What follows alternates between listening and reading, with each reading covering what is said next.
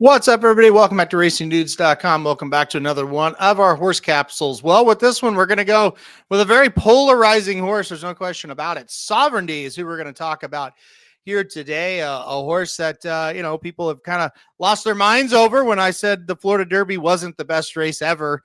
I got roasted for some reason for that. Anyway, so let's get to it. 2 starts this year, 1 first, 1 second, 5 starts overall, 2 first, 2 seconds.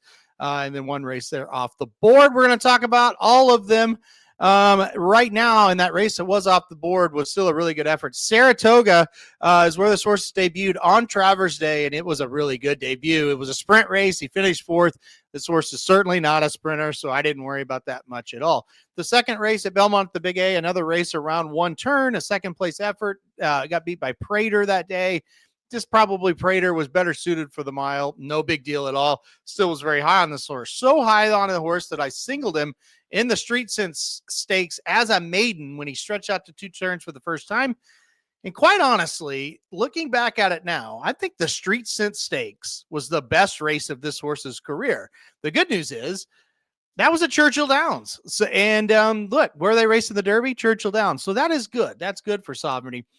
The bad news is I'm not sure this horse took a step forward as a 3-year-old, at least not yet. Now, you look at the Fountain of Youth Stakes, and when it happened, I thought, wow, that's an incredible effort. Really, really good. He had no business winning that race. But you look back at it now, River Thames is probably a horse that wants to go 1 turn. That's a horse he ran down and caught.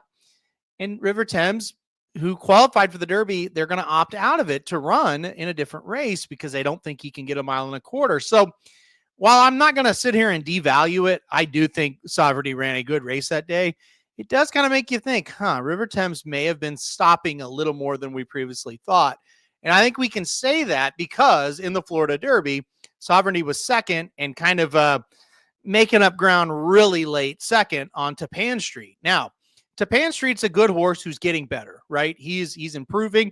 I've already done a video on him thinking, hey, he's a contender, no doubt about it. And by the way, I think Sovereignty is a contender as well. But Tapan Street is not the type that I thought Sovereignty would lose to. I really feel like he was in his sights. He was a couple lengths behind him. They both moved at the same time, and he just didn't make up a lot of ground on this horse. So, look, all I said after the Florida Derby was that was a disappointing effort from Sovereignty, and I still think that.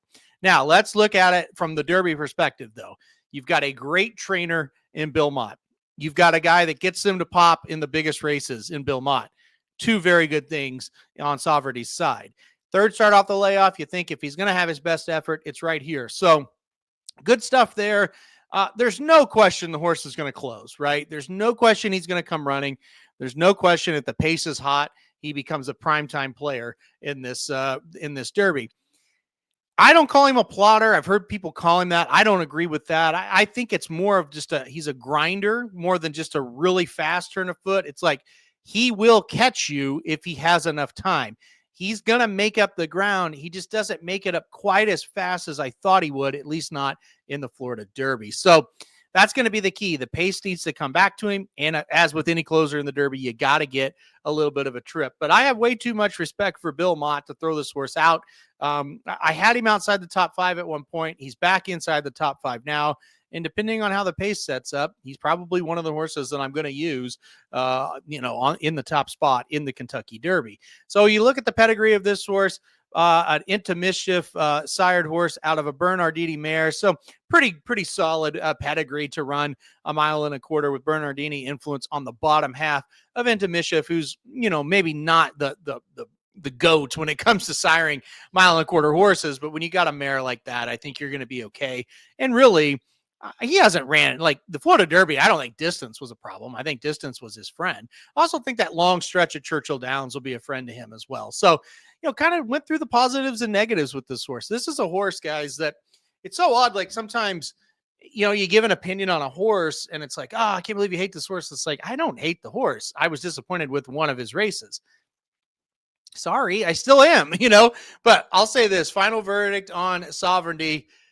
Look, I think if the pace can materialize like it looks like on paper, Owen Almighty, if he does actually win with the Baffert, with whether it's Citizen Bull or Rodriguez and with East Avenue, it's gonna develop. And if he gets the right trip, I think he's gonna be coming down the lane with a chance to win the Derby.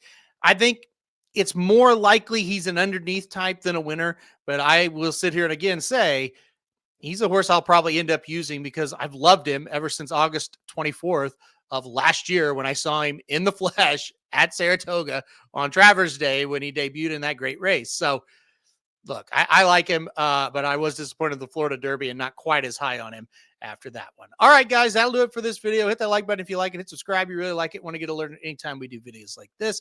And most importantly, stay tuned to the website for more coverage of the Kentucky Derby.